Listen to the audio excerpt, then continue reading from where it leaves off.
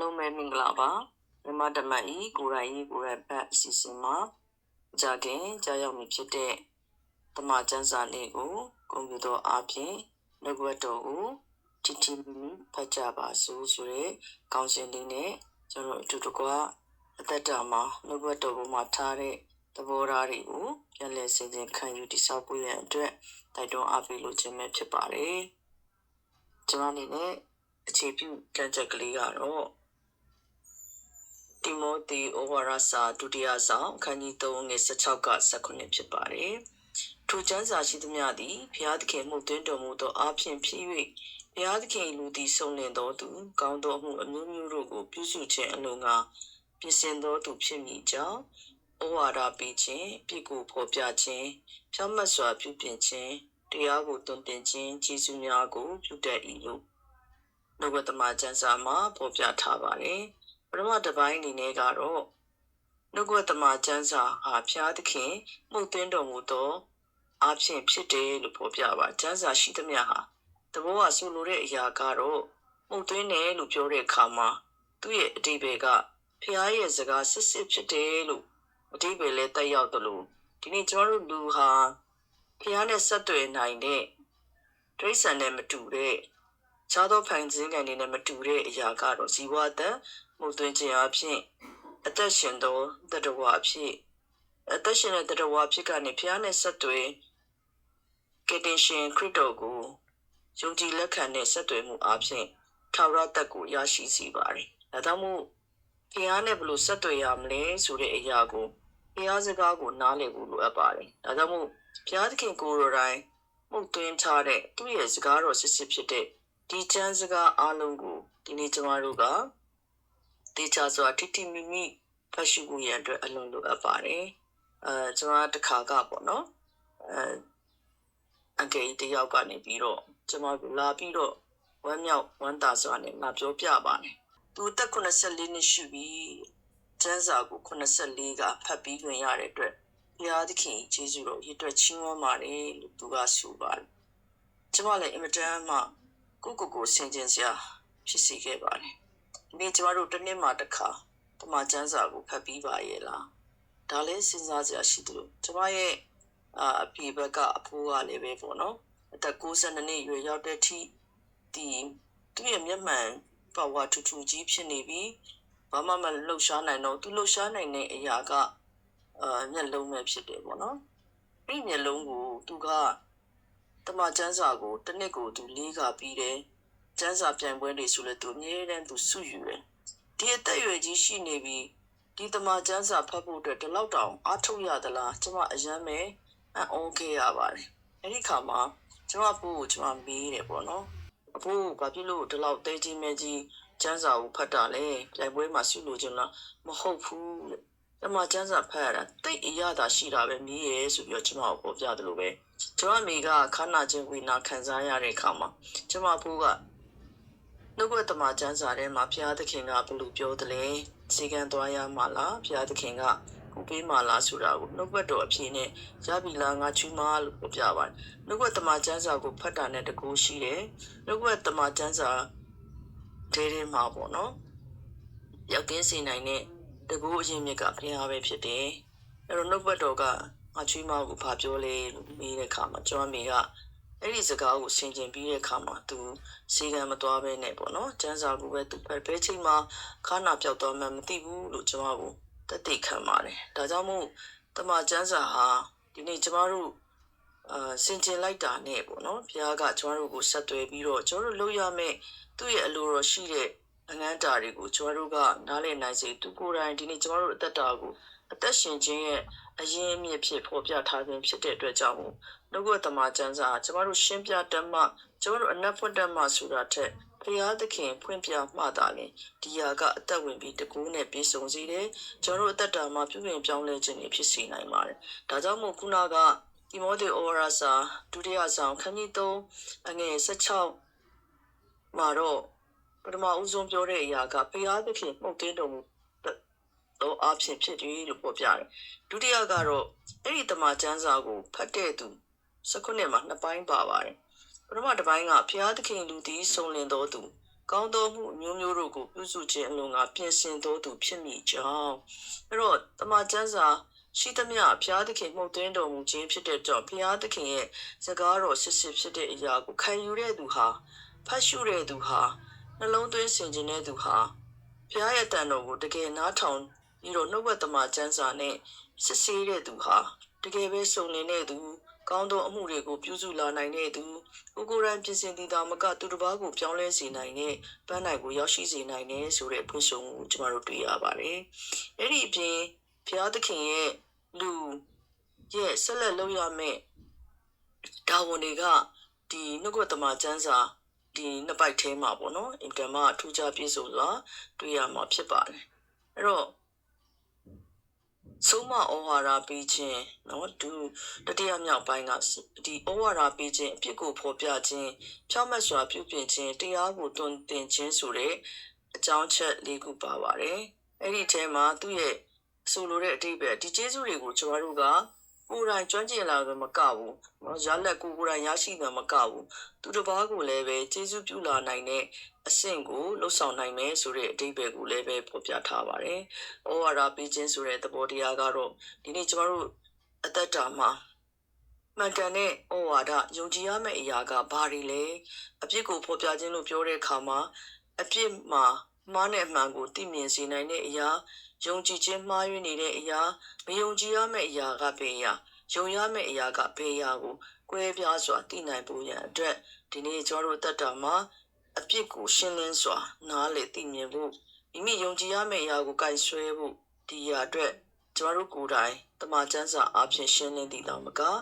မှားယွင်းနေတဲ့သူတွေကိုလည်းပဲပေါ့နော်ပြုပြင်နိုင်ဖို့ရန်အတွက်ဖြောင့်မတ်စွာပြုပြင်ခြင်းတရားကိုတွင်တင်ခြင်းဆိုတဲ့အရာတွေကိုလည်းပဲကျွန်တော်တို့ကဆက်လက်ပြီးတော့လက်ဆင့်ကမ်းရမယ့်တွင်တင်ခြင်းတာဝန်ကိုလည်းပဲဖော်ပြထားပါတယ်။ဒါကြောင့်မို့ဒီနေ့ကျွန်တော်တို့လောကကြီးထဲမှာအမှန်တရားတွေအများကြီးရှိပါတယ်။ဒါပေမဲ့တမန်ကျမ်းစာမှာဖော်ပြထားတဲ့တမန်တရားသခင်ယေရှုခရစ်တော်ဖျားအဖြစ်ဒီနေ့ကျွန်တော်တို့ရဲ့အသက်တာမှာမှန်ကန်စွာပိုင်းခြားနားလည်တတ်ဖို့ရန်အတွက်တမန်ကျမ်းစာသည်ဘုရားသခင်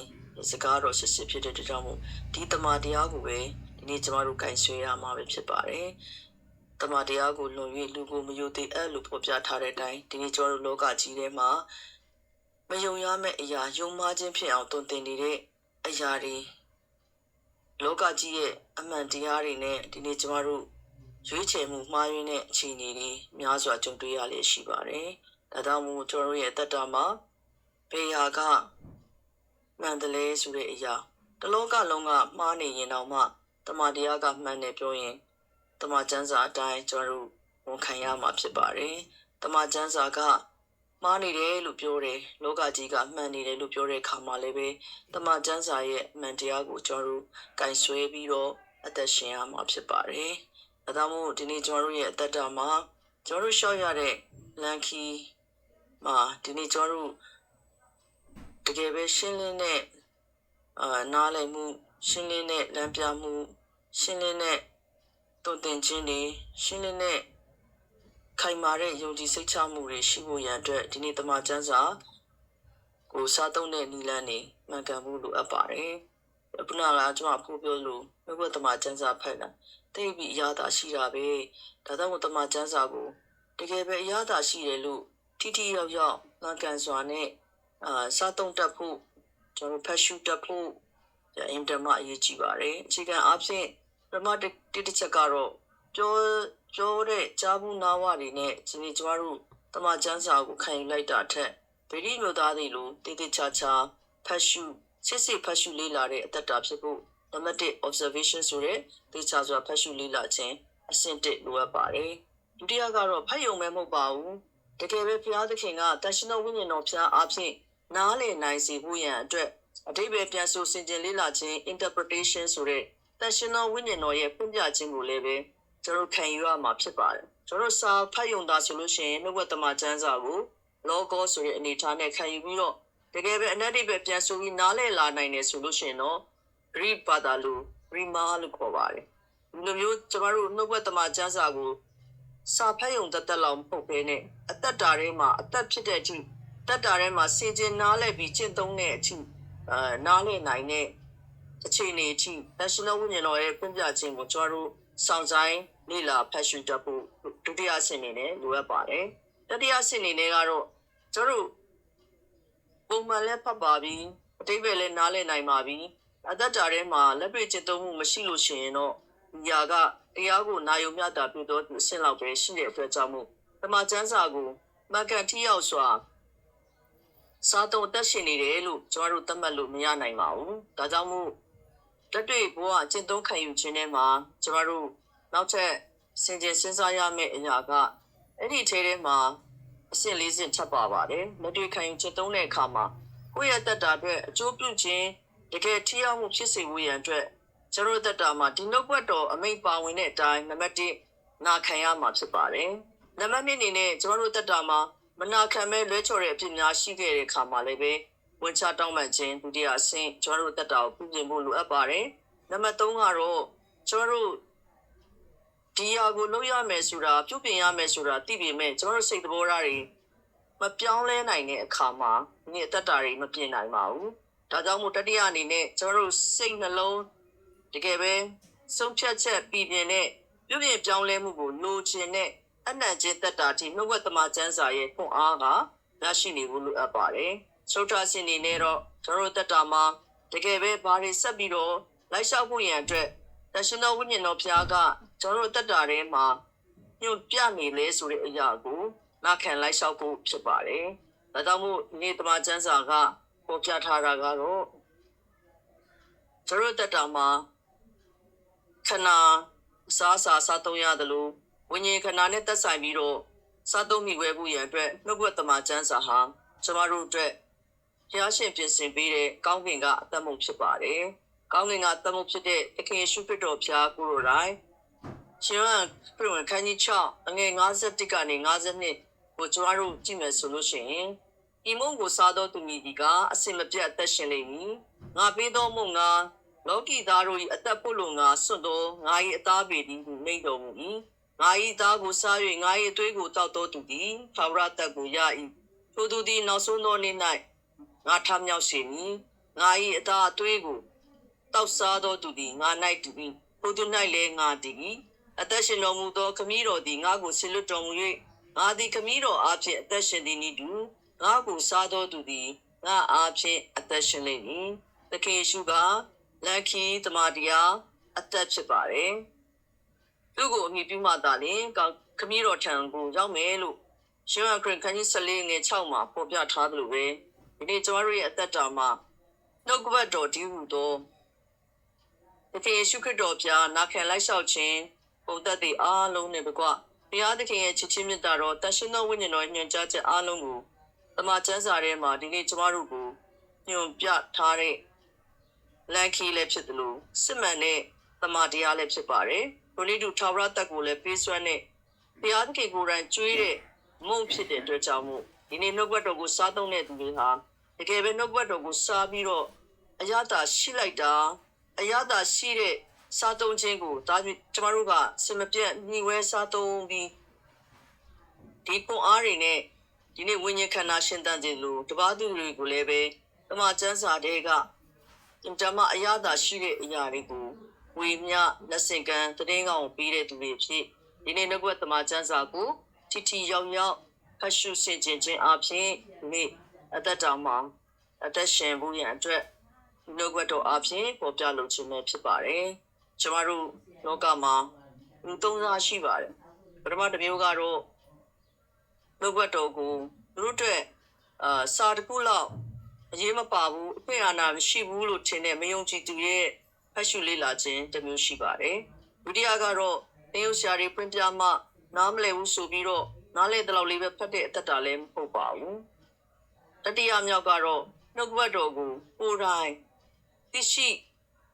နားလေလို့တဲ့စာငတ်ခင်မွတ်တဲ့စိတ်နဲ့ဘုရားသခင်ရဲ့နှုတ်ကပတ်တော်ကိုဒီနေ့စဉ်မပြတ်